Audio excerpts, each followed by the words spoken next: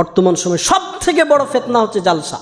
আর জালসাতে যারা মাদ্রাসার কমিটি পক্ষ, দাড়ি চাচা, সুদখোর, বেনামাজি, যার ইসলামের ন্যূনতম ধারণা নেই, ও বক্তা সিলেক্ট করছে যে অমুক বক্তাকে নিয়ে এসো, বিশাল ভাইরাল বক্তা, ওকে নিয়ে আসলে লোক হবে আর আদায় বেশি হবে, আমাদের মাদ্রাসা ভালো চলবে। তোমাকে মাদ্রাসার ঠিকা কে নিতে বলেছে? আল্লাহ বলেছে?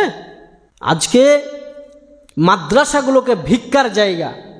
কোনো শিক্ষিত সমাজ, মাস্টার, ডাক্তার, ইঞ্জিনিয়ার, প্রফেসর বা যাদের একটু জ্ঞান আছে, তারা মাদ্রাসাকে ভালো চোখে দেখে না। কেন? আরে এই বেটাকে যদি এখানে ভর্তি করে দুদিন পর চাইতে যাবে, বেটা তুমি ভিক্ষা চাওয়া শিখাও।